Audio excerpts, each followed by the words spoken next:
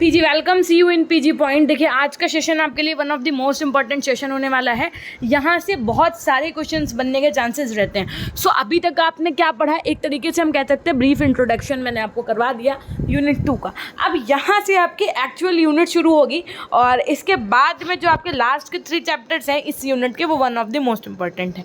ठीक है, तो पढ़ते रहिएगा। सबसे पहले आपसे प्रश्न क्या आपको इसी से बनने के चांसेस हैं, तो बहुत हर एक पॉइंट को ध्यान से पढ़ना है। पर्यावरणीय आचार नीति एवं मूल्य यानी कि इन्वायरमेंटल एथिक्स एंड वैल्यूज़ के बारे में आज हम लोग पढ़ेंगे। तो सबसे पहले बात आती है दर्शन शास्त्र के अनुसार प्रत्येक दर्शन के 3 भाग होते हैं। प्रश्न एक पहला यहाँ से बन गया कि प्रत्येक दर्शन के कितने भाग होते हैं, तो 3 भाग होते हैं। कौन कौन से 3 भाग होते हैं? एक आपका ज्ञान मीमांसा जिसे आप एपिस्टेमोलॉजी कहते हैं, एक आपका तत्व मीमांसा जिसे आप मेटाफिजिक्स कहते हैं, और एक आपका मूल्य मीमांसा जिसे आप एक्सियोलॉजी कहते हैं। अब मैम ज्ञान मीमांसा क्या होता है, तत्व मीमांसा क्या होता है, मूल मीमांसा क्या होता है, तो आइए एक एक करके समझते हैं। सबसे पहले समझेंगे कि ज्ञान मीमांसा क्या होता है। तो ज्ञान मीमांसा से क्या यहाँ पर मतलब ये होता है कि हम किसके विषय में जाने, ज्ञान के विषय में। कि ज्ञान मीमांसा का मतलब है कि ज्ञान मीमांसा यानी इसके अंतर्गत आपको क्या पढ़ने को मिलेगा कि ज्ञान क्या है ना। और ज्ञान क्या है का मतलब जैसे बोलते हैं ना कि उनको ज्ञान की प्राप्ति हो गई है ना, वो पहाड़ों पे तपस्या करते हैं जैसे ऋषि मुनि आपको, तो उनको क्या होता है, उनको ज्ञान की प्राप्ति हो जाती है। जैसे कहते हैं ना मोक्ष की प्राप्ति होना, ये सब चीज़ें इनका हम लोग अध्ययन करते हैं इसके अंतर्गत। उसके बाद में ज्ञान के साधन क्या है, मतलब ऐसे कौन से हम रास्ते अपनाएं, ऐसे कौन से हम मार्ग अपनाएं जिससे हमको क्या हो, ज्ञान की प्राप्ति हो। जैसे बोलते हैं ना जैन और बौद्ध धर्म आपने पढ़ा, उनकी मीमांसाएं वहाँ पर पढ़ी थी फर्स्ट सेमेस्टर में, तो बताया गया था ना चोरी नहीं करना है ना, ये सब चीज़ें पढ़ाई गई थी। तो वैसे ही ज्ञान के साधन क्या हैं ये हम लोग किसके अंतर्गत पढ़ते हैं, ज्ञान मीमांसा की अंतर्गत पढ़ते हैं। और मैम ज्ञान मीमांसा के अंतर्गत हम लोग क्या पढ़ते हैं, तो ज्ञान की सत्यता की परख कैसे की जाती है, कि मतलब जिस रास्ते पर जिस मार्ग पर हम जा रहे हैं ये सत्य मार्ग है कि नहीं है, कहीं हम लोग झूठ बोल के चोरी करके कहीं गलत मार्ग पर तो नहीं जा रहे हैं। यानी कि ज्ञान की सत्यता की परख कैसे की जा सकती है। ज्ञाता व ज्ञेय के बीच संबंध कैसा होता है, मतलब जैसे हम आपको ज्ञान दे रहे हैं, मान लो हम आपको पढ़ा रहे हैं, ठीक है, आप हमसे ज्ञान ग्रहण कर रहे हैं, आप हमसे पढ़ रहे हैं, तो आपके और हमारे बीच का जो संबंध है वो कैसे होता है। उसके बाद में इनकी व्याख्या प्रस्तुत करता है। ये सब चीज़ें आपकी किसके अंतर्गत पढ़ाई जाती हैं, ज्ञान मीमांसा के अंतर्गत। क्या क्या पढ़ाया जाता है, तो ज्ञान क्या है, ज्ञान का साधन क्या है, सत्य की परख कैसे की जाती है, ज्ञाता व ज्ञेय के बीच संबंध कैसा होता है, इनकी व्याख्या प्रस्तुत करता है। तत्व मीमांसा विश्व के निर्माण करने वाले पदार्थों, प्रकृति, मन व चेतना व विचार है ना। उसके बाद में देखो तत्व मीमांसा के अंतर्गत अभी आपने ज्ञान मीमांसा पढ़ लिया, तो हमने आपको बताया हर एक दर्शन के कितने भाग होते हैं, 3। कौन कौन से, यहीं पे याद कर लेना आपको, ज्ञान मीमांसा, तत्व मीमांसा और मूल्य मीमांसा। ज्ञान मीमांसा के अंतर्गत हमने आपको बता दिया कि क्या क्या चीज़ जाती है। अब जरा तत्व मीमांसा पढ़ो कि तत्व मीमांसा के अंतर्गत क्या आता है। तो तत्व मीमांसा जो है वो विश्व का निर्माण करने वाले पदार्थ। अब मैम विश्व का निर्माण किन किन से मिल करके बना, हमने कहा जैसे आपकी प्रकृति, मनुष्य का मन, चेतना, भाव, विचार, इन सब से मिल करके बना है ये विश्व। तो ये सब क्या है, ये सब आपके तत्व मीमांसा के अंतर्गत आ जाते हैं, है ना। वह ईश्वर सार्वभौमिक तत्व, सबसे अगर हम बात करें यूनिवर्सल आपका जो एलिमेंट है क्या है, कार्य कारण संबंध एवं काल क्रमिक के प्रत्यय को सुस्पष्ट करता है। कौन, ईश्वर। ये अब आपने क्या पढ़ लिया, ज्ञान मीमांसा पढ़ लिया, तत्व मीमांसा पढ़ लिया। अब हम लोग क्या पढ़ेंगे, तीसरा आपका दर्शन का तीसरा भाग, मूल्य मीमांसा। कौन कौन सी मीमांसाएं हैं आपके में, ज्ञान मीमांसा, तत्व मीमांसा और मूल्य मीमांसा। तो मूल्य मीमांसा के अंतर्गत मैम मूल्य मीमांसा का मतलब क्या होता है, हमने कहा देखो मूल्य मीमांसा का यहाँ पर मतलब होता है जीवन मूल्यों का ज्ञान प्रदान करती है। जो आपकी लाइफ है, मूल्य अर्थात वैल्यूज, अपने वैल्यू एंड पीस एजुकेशन पढ़ रखा है फर्स्ट सेमेस्टर में, तो जीवन मूल्यों का ज्ञान प्रदान करती है तथा दर्शन के व्यवहारिक पक्ष की व्याख्या प्रस्तुत करती है। अब देखो मूल्य मीमांसा के 2 पहलू होते हैं। कौन कौन से, पहला पहलू होता है आपका नीति शास्त्र यानी एथिक्स, और दूसरा पहलू होता है आपका सौंदर्य शास्त्र जिसे आप क्या कहते हो, एस्थेटिक्स। यानी एथिक्स और एस्थेटिक्स ये आपके किसके भाग हैं, दोनों वैल्यू के, ठीक है, यानी मूल्य मीमांसा के। तो पहला आपका हो गया नीति शास्त्र, दूसरा हो गया सौंदर्य शास्त्र। मूल्यों का निर्धारण धर्म व संस्कृति के द्वारा किया जाता है तथा अर्थ आपन दर्शन करता है। अतः मूल्यों की पृष्ठभूमि दर्शन, धर्म व संस्कृत है। मूल्यों की भूमि पृष्ठभूमि कौन सी है आपकी? दर्शन, धर्म व संस्कृति है। नीति शास्त्र वास्तव में क्या, अभी हमने आपको बताया मूल्य मीमांसा के 2 भाग कौन कौन से, तो नीति शास्त्र और सौंदर्य शास्त्र। अब जरा ये समझ लो कि नीति शास्त्र क्या होता है। तो मेरी बातों को ध्यान से सुनते रहिएगा ना, अगर आप हमारी बातों को ध्यान से भी सुनेंगे ना तो आपके जो डाउट्स हैं वो क्लियर होते रहेंगे। और एक बार फटाफट से सेशन लाइक कर दीजिए जिन बच्चों ने नहीं किया, और ज़्यादा से ज़्यादा बच्चों को आपको ये चीज़ें शेयर करनी है, ठीक है। नीति शास्त्र का वास्तव में क्या है? ये ज्ञान होता है जो कि मानव को क्या करना चाहिए और क्या नहीं, अर्थात करणीय अकरणीय दोनों कर्मों का ज्ञान प्रदान करने का उत्तरदायित्व नीति शास्त्र का है। यानी कि हमने आपको बताया कि मूल्य, देखो सबसे पहले दर्शन शास्त्र के हमेशा सभी दर्शनों को कितने भाग होते हैं? 3। कौन कौन से? ज्ञान मीमांसा, मूल्य मीमांसा और तत्व मीमांसा। हमने कहा ठीक है। उसके बाद में हमने आपको बताया कि ज्ञान मीमांसा क्या होती है, तत्व मीमांसा क्या होती है। अब हमने आपको बताया कि मूल्य मीमांसा के आपके 2 भाग होते हैं। कौन कौन से? एक होता है नीति शास्त्र, एक होता है सौंदर्य शास्त्र। अगर हम नीति शास्त्र की बात कर रहे हैं तो नीति शास्त्र के अंतर्गत क्या पढ़ाया जाता है कि जो मनुष्य के मतलब करणीय और अकरणीय दोनों कर्मों का ज्ञान प्रदान किया जाता है। अर्थात कि मनुष्य को जैसे क्या करना चाहिए और क्या नहीं करना चाहिए, जैसे लोगों को हानि नहीं पहुंचानी चाहिए, झूठ नहीं बोलना चाहिए, प्रकृति को नुकसान नहीं करने चाहिए, है ना, संविधान का पालन करना चाहिए, लोगों के प्रति उदार व्यवहार रखना चाहिए, चोरी नहीं करना चाहिए, छल कपट नहीं करना चाहिए। तो इस तरीके की बातें जो करने योग्य हैं, जो नहीं करने योग्य हैं मनुष्य के जीवन में, ये किसके अंतर्गत आपको पढ़ाई जाती है? नीति शास्त्र के अंतर्गत। वहीं यदि मैं सौंदर्य शास्त्र की बात करूँ तो ये बताता है कि मानव जीवन को सुंदर बनाने के लिए क्या उपाय अपनाने चाहिए। सुंदर का मतलब आपको यहाँ पे फेयर एंड लवली क्रीम नहीं बताएंगे कि लैक्मे की पीच मिल्क ज़्यादा अच्छी होती है, फेयर एंड लवली खराब। इसका मतलब यहाँ पर ये है कि मानव जीवन को सुंदर कैसे बनाया जा सकता है? जब आप लोगों के प्रति अच्छा व्यवहार करेंगे, जब आप सत्य के मार्ग पर चलेंगे, छल कपट नहीं करेंगे, है ना, और अपने से छोटों और बड़ों का क्या करेंगे? सम्मान करेंगे, आदर करेंगे। ये सब चीज़ें मानव जीवन को सुंदर बनाने के लिए, ये सब चीज़ें जो है वो सौंदर्य शास्त्र में पढ़ाई जाती हैं। पर्यावरण को सुरक्षित रखने तथा सुंदर बनाने दोनों के लिए ही पर्यावरणीय नीति शास्त्र का ज्ञान होना आवश्यक है। पर्यावरण संरक्षण, पर्यावरण सुरक्षा, पर्यावरण प्रदूषण तथा पर्यावरण सुधार चारों पहलुओं पर विचार करके ही पर्यावरण को सुंदर बनाया जा सकता है। पर्यावरण को सुंदर किन किन पहलुओं पर विचार करके बनाया जा सकता है? तो सबसे पहला पर्यावरण संरक्षण, दूसरा पर्यावरण की सुरक्षा, तीसरा एनवायरनमेंट पर हम पॉल्यूटेड ना बनाए उसको, और पर्यावरण सुधार आपका, ठीक है। इस पर विचार करके हम लोग इसको सुंदर बना सकते हैं। हमारे देश में ही नहीं वरन पूरे विश्व में नैतिक मानदंडों में गिरावट आने के कारण लोगों को नैतिक पतन हो गया। पर्यावरण ही नहीं वरन जीवन में लगभग सभी क्षेत्रों में नैतिकता का ह्रास होता जा रहा है, ठीक है। उसके बाद में नैतिकता क्या है? किसी व्यक्ति अथवा व्यक्तियों से संबंधित वह सिद्धांत और मूल्य जिन्हें सामान्यतः किसी समाज अथवा लोगों के समुदाय द्वारा स्वीकारा जाता है। अगर आपसे पूछा जाए नैतिकता क्या है, तो नैतिकता किसी व्यक्ति और व्यक्तियों से संबंधित वह सिद्धांत और मूल्य है जो सामान्यतः किसी समाज अथवा लोगों के समुदाय द्वारा स्वीकारा जा सकता है। उसके बाद में पर्यावरण के क्षेत्र में समाज द्वारा स्वीकार्य सिद्धांत तथा मूल्यों का पालन करते हुए पर्यावरण का संरक्षण, सुरक्षा, प्रदूषण तथा सुधार हेतु कार्य करना पर्यावरणीय नीति शास्त्र के अंतर्गत आते हैं। इसके द्वारा ही नैतिक प्रदूषण को दूर करने के लिए धनात्मक सोच के साथ कदम उठाए जाने चाहिए। पर्यावरण से संबंधित उपरोक्त पहलुओं पर यद्यपि अंतर्राष्ट्रीय, राष्ट्रीय, राज्य स्तरीय सामाजिक संस्थाएं, गैर व सरकारी संगठन, नेतागण एवं प्रमुख पर्यावरणविद सभी अपनी भूमिका का निर्वहन कर रहे हैं, परंतु फिर भी विश्व की आम जनता में पर्यावरण के प्रति धनात्मक सोच या दृष्टिकोण विकसित किए जाने की नितांत आवश्यकता है, क्योंकि मात्र कुछ संस्थाएं मिलकर भी वह कार्य नहीं कर सकते जो विश्व के प्रत्येक नागरिक की टीम बनाकर कर सकते हैं। समझ लो, मात्र देखो थोड़ी थोड़ी संस्थाएं, पता चले ग्लोबल वार्मिंग उसके लिए एक संस्था का निर्माण हो गया, ऐसे संस्थाएं बनाना चलो ओके है भाई। किसी भी जो है कह सकते हैं हम दिक्कत की तरफ, जहाँ आपकी कुछ चीज़ें ब्लंडर हो रही है वहाँ के लिए अगर हम थोड़ा सा भी कुछ प्रयास कर रहे हैं तो वो सब गुड है, लेकिन अच्छा है, लेकिन पर्याप्त नहीं है ना, इनफ नहीं है ना कि हम उन सब केवल संस्थाएं बना करके उन सब चीज़ों को सुधार पाएँ। ऐसा नहीं हो सकता है ना, ऐसा संभव ही नहीं है। तो मात्र कुछ संस्थाएं मिलकर भी वह कार्य नहीं कर सकती जो विश्व का प्रत्येक नागरिक टीम बनाकर कर सकता है। अगर हर एक आदमी टीम बना करके काम करे तो वो हो सकता है। अतः आज के समय में पूरे विश्व के नागरिकों में पर्यावरण के प्रति भावात्मक पक्ष को विकसित करने की जरूरत है। क्या लोगों को ये समझाना है और भावात्मक रूप से समझाना है कि पर्यावरण उनके लिए कितना महत्वपूर्ण है। अगर वो पर्यावरण को नुकसान पहुँचाएंगे तो आने वाले उन्हीं की जनरेशन, उन्हीं के बच्चों के बच्चे के बच्चे क्या होंगे, परेशान होंगे। व्यक्तित्व विकास में ज्ञानात्मक पक्ष के साथ भावात्मक पक्ष मजबूत होना भी आवश्यक है तथा यहाँ पर क्रियात्मक पक्ष की अनदेखी भी नहीं की जा सकती। किसी व्यक्ति या बालक के भावात्मक पक्ष के विकास में अग्रहण यानी कि रिसीविंग किसी मतलब बच्चों के अंदर कैसे हम ये चीज़ें डेवलप कर सकते हैं, कैसे उसके अंदर भावात्मक चीज़ें जो है हम इनबिल्ड करा सकते हैं। तो सबसे पहले होता है आपका आग्रहण यानी रिसीव।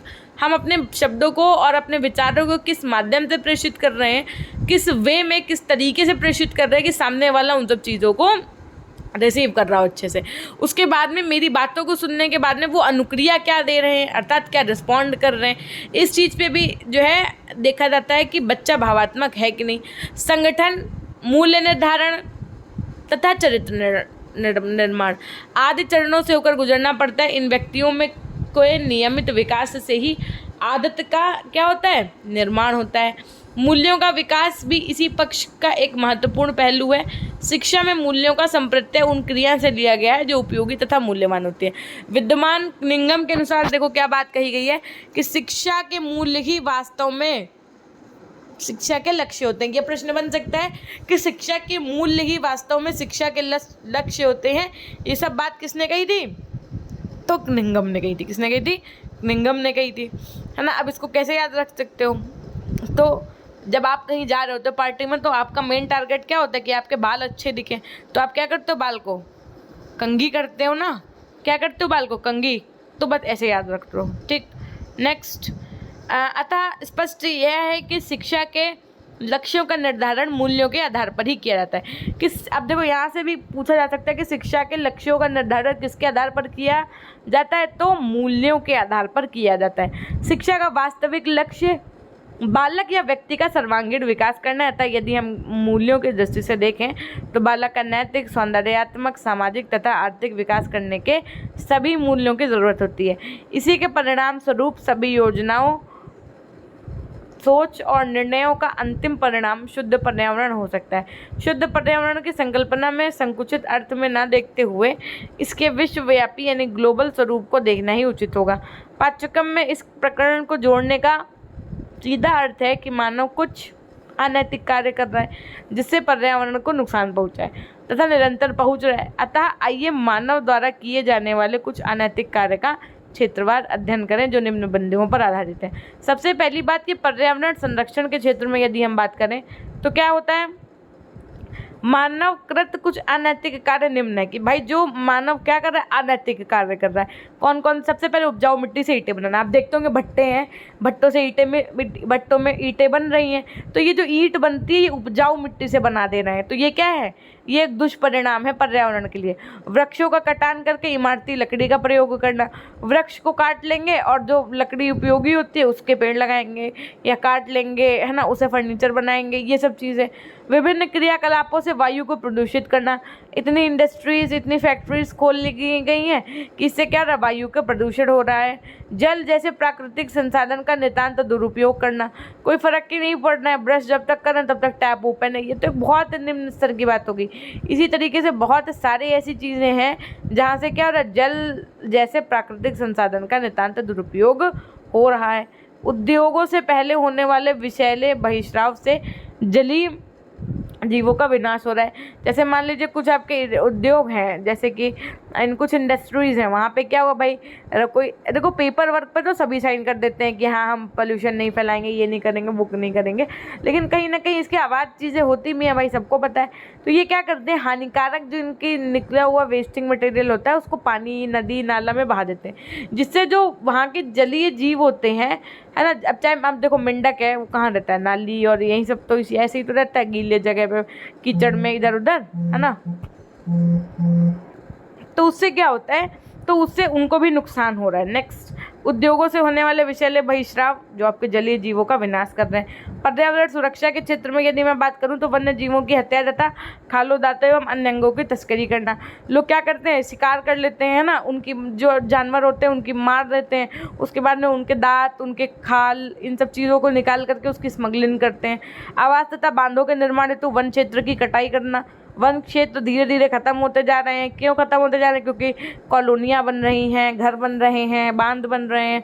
जल के अनुपयुक्त प्रयोग से शुद्ध पीने के पानी की मात्रा में निरंतर कमी आना। जल के अनुपयुक्त प्रयोग मतलब जो प्रयोग ज़रूरी नहीं है उसका भी मतलब वेस्टिंग ऑफ वाटर हो रहा है, ठीक है।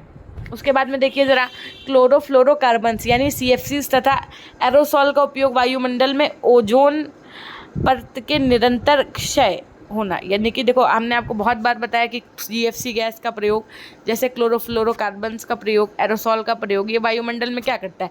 ऊपर जा कर के क्या कर रहा है? ऊपर जा कर के जो आपकी ओजोन लेयर है उसको डिस्ट्रॉय कर रहा है। यहाँ पे अगर ये ओजोन डिप्लीशन हो रहा है, ये छिद्र बड़ा हो रहा है, तो जो अब आपकी सनरेज होंगी वो क्या होंगी? सीधे अर्थ पे आएंगी। सीधे अर्थ पे आएंगे तो सीधे आपकी स्किन पे आएंगी। स्किन बर्न, ये सब जैसी छाले निकलना, इन्फेक्शन होना धूप में, ये सब चीज़ें आपको दिक्कत करेंगी।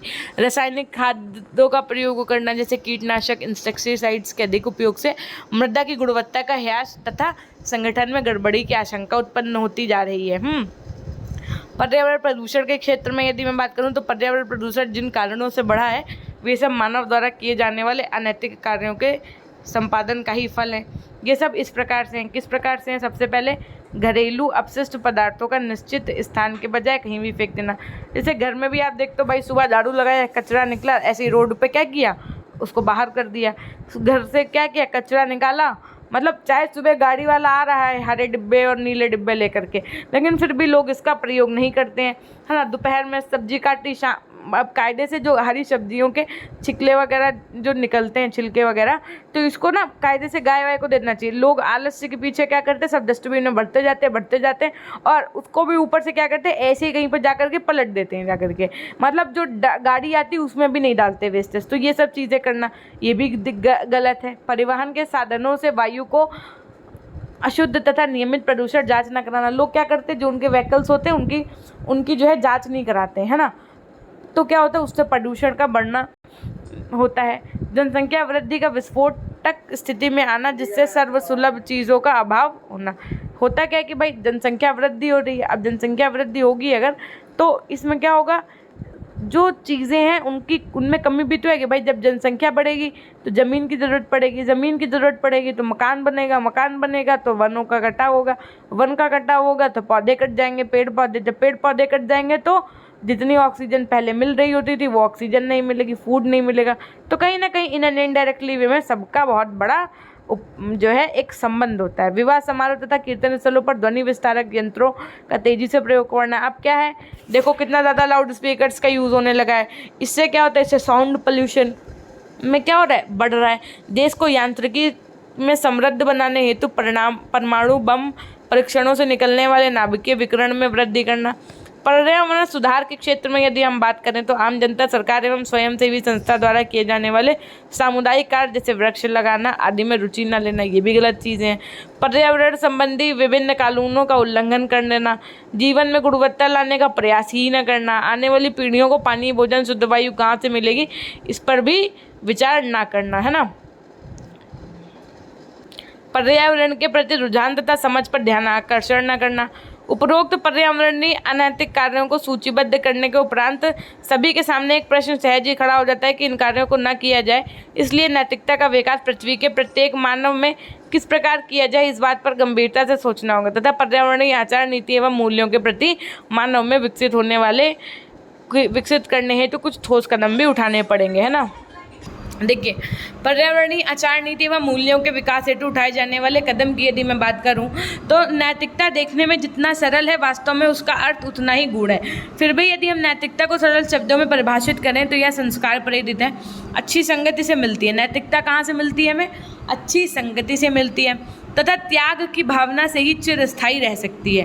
बालकों को बचपन से ही सत्य, देखो बचपन से ही बच्चे के अंदर हम लोगों को नैतिक जो गुण होते हैं वो डेवलप करवाने का प्रयास करना चाहिए। बच्चों को सच और झूठ के बीच में अंतर, सही गलत के बीच में अंतर, अच्छा बुरा जैसे प्रत्ययों के बारे में सिखाने समझाने, दोनों में अंतर बताने से ही उनमें उन गुणों का विकास हो सकता है जिन्हें हम नैतिकता की परिभाषा में सम्मिलित करते हैं। ये नैतिकता का आवश्यक अंग समझते हैं। अतः यहीं पर इनकी चर्चा इस प्रकार से की गई कि जीवन मूल्यों के प्रति आस्था है। क्या है? जीवन जो है वो मूल्यों के प्रति आस्था है।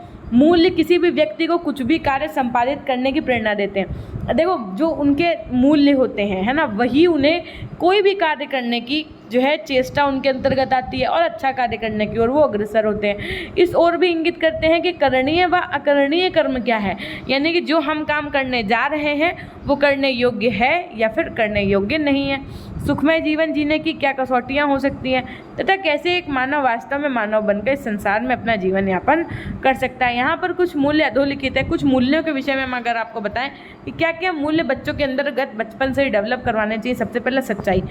आपको अब हम ये चीज़ें एक्सप्लेन नहीं कर रहे ना, ये चीज़ें आप इतने समझदार हो कि सच्चाई क्या है ना, सच्चाई बच्चों के अंदर, तो ये सब आप समझ सकते हैं। अनुशासन, मैनर्स होने चाहिए। पता चले आप बच्चे को डांट रहे हैं, बच्चा हंसे जा रहा है, सो फिर इस बाप के डांटने का कोई मीनिंग ही नहीं। मतलब इतना आपको अनुशासन बच्चे के अंदर बना के रखना चाहिए। वो बोलते हैं ना कि एक आँख मार की एक आँख प्यार की होनी चाहिए, अर्थात जब प्यार करें तो बच्चा प्यार से ट्रीट करो, जब आप उसने कुछ गलत किया गुस्सा हो तो वो उस चीज़ को भी समझे। इस चीज़ को कहते हैं एक आँख मार की एक आँख प्यार की रखनी चाहिए, है ना। मित्रता, दया भावना, त्याग, अहिंसा, सदाचार, परोपकार, सादगी, क्षमा, कार्य, विनम्रता, दूसरों की रिस्पेक्ट, सबसे इम्पॉर्टेंट, लोगों के प्रति प्रेम, आस्था, श्रम में निष्ठा यानी फेथ इन लेबर। ये नहीं कि एक गिलास पानी मंगाया मुंह बना रहे हैं बैठ के रील्स देख रहे हैं बच्चे, ऐसे नहीं चीज़ें होनी चाहिए।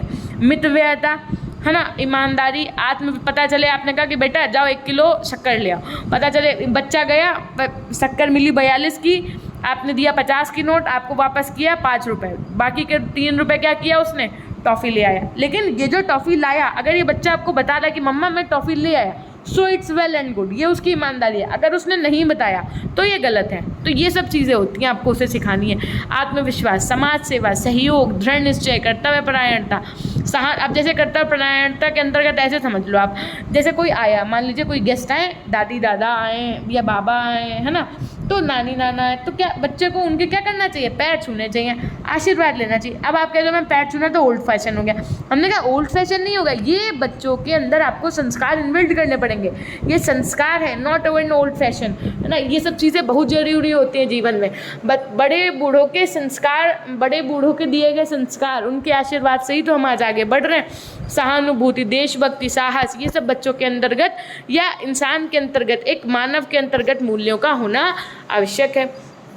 उसके बाद में देखो ज़रा अच्छी आदतों का निर्माण करना। अच्छी आदतों का मैम मतलब, हमने कहा अच्छी आदतों के निर्माण करने का मतलब ये होता है हमेशा प्रसन्नचित्त यानी चीयरफुल रहना। ऐसा नहीं है कि थोड़ा सा भी कुछ ब्लंडर हो गया रो रहे हैं बैठ के। अपने वादों को पूरा करना, दूसरों को दोषी ना ठहराना, स्वयं में मौलिकता लाना, बनावट का त्याग करना। ये नहीं कि सिर्फ फैशन की तरफ ही दिमाग लगाना, ये सब चीज़ें नहीं। अपनी गलतियों से सीखना, है ना। ये नहीं कि एक बार गलती वही कर दी फिर वही गलती दोहरा रहे हैं, तो ये चीज़ें गलत हैं। अगर एक बार गलती हुई है तो उसको आप रियलाइज़ करो, है ना। ये सब क्या है, अच्छी आदतों के अंतर्गत आता है कि कठिन समय में भी अपना मानसिक रूप से तैयार रहना। हमेशा मेंटल प्रिपेयर रहिए, चाहे आपकी जो परिस्थितियाँ हैं वो अच्छी हों।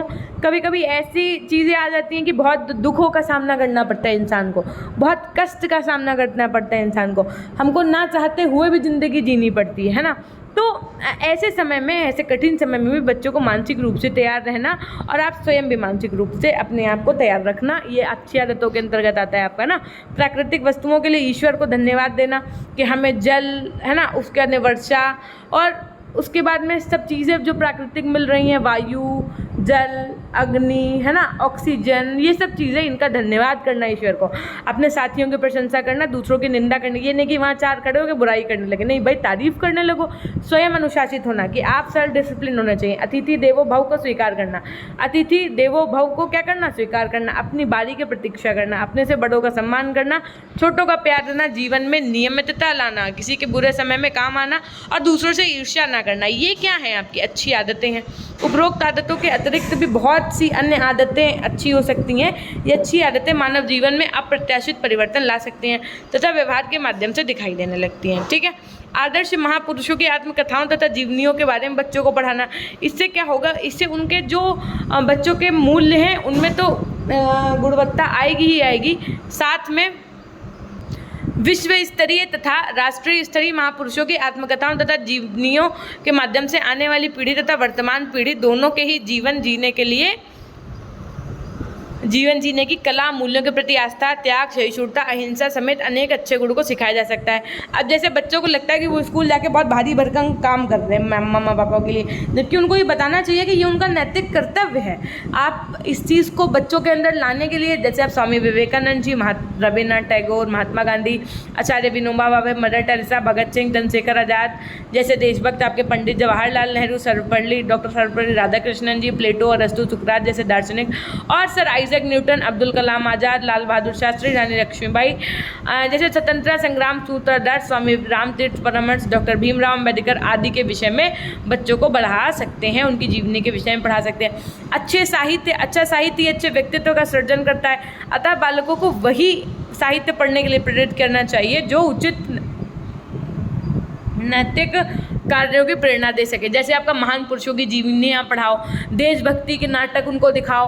अब तो बच्चा क्या कर रहे हैं, क्या देख रहे हैं आजकल के बच्चे, सबको पता है, कोई एल्विश यादव देख रहा है, कोई कैरी मिनाटी देख रहे हैं, है ना। बच्चे मतलब मीम्स की तरफ जा रहे हैं, है ना, और क्या कर रहे हैं, सीरीज़ की तरफ जा रहे हैं। हम ये नहीं कह, इन्हीं मीम्स को, इन्हीं वेब सीरीज़ को इस तरीके से बच्चों को दिखाओ, उनमें कि बच्चे अनमोल वचन सीख जाएं, देशभक्ति के जो पुरानी आपकी चीज़ें हैं। अब जैसे कश्मीरी फाइल्स है, कितनी बढ़िया है, मतलब कम से कम चीज़ें पता तो चल रही हैं कि पास्ट में क्या हो। इसी तरीके की बच्चों को मूवीज़ दिखाओ अच्छी सी, जिसमें पास्ट बच्चा ऐसे ही सीख जाए। आज़ादी का इतिहास, हितोपदेश, ऐतिहासिक उपन्यास, प्राचीन भारत की विदुषी महिलाएं आदि महापुरुषों की कमात्मक कथाएं, देशभक्ति की कविताएं, प्रेरक संस्मरण, साहसिक कथाएं, गौरव कथाएं, भारतीय वीरांगनाएं, ये सब चीज़ें बच्चों को दिखानी चाहिए। अन्य कार्य की यदि मैं बात करूँ तो देशभक्ति गीत स्वयं गाएं तथा सामूहिक रूप से भी गाने का प्रयासरत रहें। श्रमदान के कार्यक्रम आयोजित करें, स्काउट गाइड जैसे कार्यक्रमों में स्वयं भाग लें तथा बच्चों को भी प्रोत्साहित करें। जीवन मूल्यों की विशद व्याख्या मात्र न करें बल्कि इनमें समझने व समझाने का प्रयत्न करें। राष्ट्रीय उत्सव की भांति पर्यावरण दिवसों को भी धूमधाम से मनाएं, है ना। जैसे पर्यावरणीय दिवस होते हैं उनको भी बहुत अच्छे से सेलिब्रेट करें, जैसे आप होली दिवाली सेलिब्रेट करते हैं। जलवायु तथा भूमि प्रदूषण के प्रति सजगता लाने हेतु नाटक प्रस्तुत करें।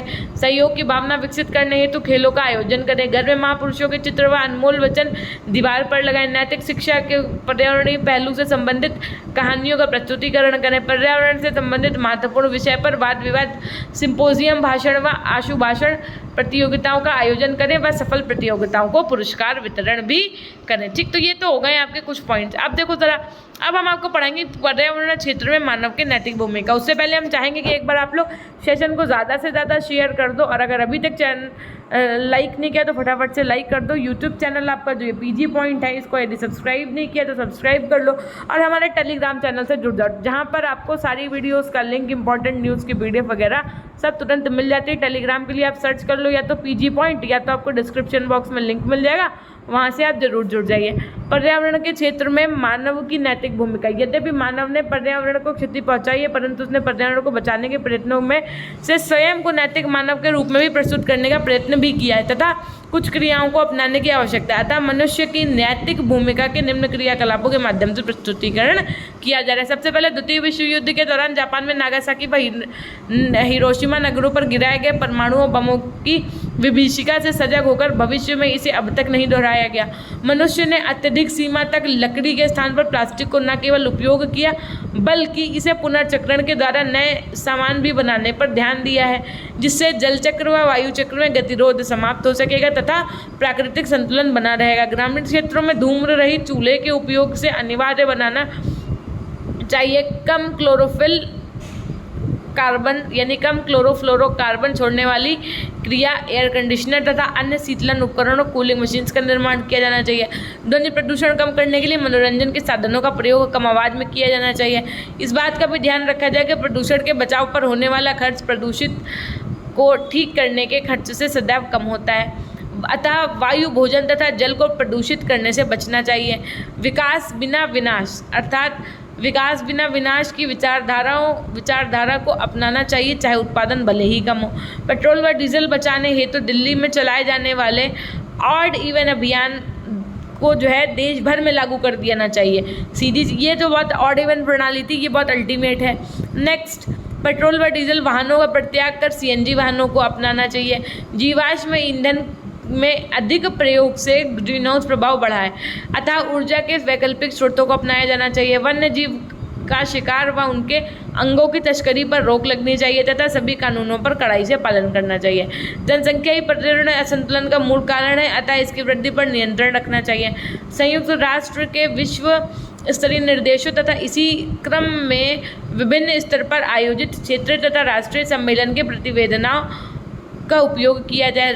सघन वृक्षारोपण व सिंचाई के उपयुक्त तरीकों से मिट्टी का संरक्षण किया जाना चाहिए। ऊर्जा को दिनों दिन बढ़ती मांग को पूरा करने हेतु ऊर्जा के वैकल्पिक स्रोतों को अपनाना चाहिए तथा नवीन स्रोतों की खोज हेतु प्रेरित करना चाहिए, है ना। उसके बाद में देखो, प्राकृतिक संसाधनों का बुद्धिमत्तापूर्ण उपयोग करना चाहिए। गांवों से पलायन रोकने हेतु वहीं पर कुछ अच्छी सुविधाएं उपलब्ध करनी चाहिए ताकि केवल नगरों में ही प्राकृतिक संसाधन का दोहन ना हो तथा इसमें समता लाई जा सके। सामूहिक बोरिंग कराकर भूमिगत जल स्तर को नीचे जाने से रोकना चाहिए। घर घर में बोरिंग है, अरे एक बोरिंग करा लो और पूरी फैमिली उसी से काम करे, लेकिन नहीं, चाचा की यहाँ अलग बोरिंग, ताऊ की यहाँ अलग बोरिंग, दादा की अलग बोरिंग, बाबा की अलग बोरिंग, बस यही हो रहे हैं। भाभी के भी शादी भैया की होनी है तो उनकी अलग बोरिंग करवा दो, तो ऐसा नहीं करना चाहिए। अगर आपकी जॉइंट फैमिली है तो एक ही बोरिंग पर्याप्त है। पर्यावरण जागरूकता कार्यक्रम चलाकर पर्यावरण के प्रति सकारात्मक दृष्टिकोण विकसित करना चाहिए और विश्व के सभी देशों को परस्पर मैत्री व सद्भाव से रहकर पर्यावरण संरक्षण हेतु प्रयास करना चाहिए। तो यहाँ से ये स्पष्ट है कि पर्यावरण के प्रति नैतिक रुझान यानी मॉरल एटीट्यूड के द्वारा ही धारणा, मूल्य तथा क्रिया तीनों का निर्माण संपादन संभव है। कल हम आपको इसी में बहुत अच्छी सी एक चैप्टर आपका कल हम 2.4 और 2.5 कंप्लीट करने का प्रयास करेंगे, ठीक है। तो ये थी हमारी आज की क्लास। अगर आपको ये क्लास अच्छी लगी हो तो फटाफट से सेशन लाइक कर दीजिएगा।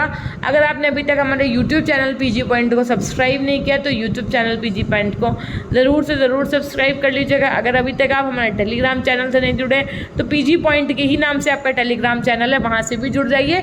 या आपको लिंक सारे ही डिस्क्रिप्शन बॉक्स में मिल जाएंगे, आप वहाँ से भी लिंक पे टच करके ज्वाइन हो सकते हैं। ये थी एक छोटी सी जानकारी। अगर सेशन पसंद आए तो लाइक करना ना भूलिएगा। एक बार फटाफट से लिख दीजिए अपनों के लिए, यस वेरी गुड। तो हमेशा खुश रहिए, मुस्कुराते रहिए, कभी अपने लिए तो कभी अपनों के लिए। Till then take care, bye bye, love you all, love you my dear class.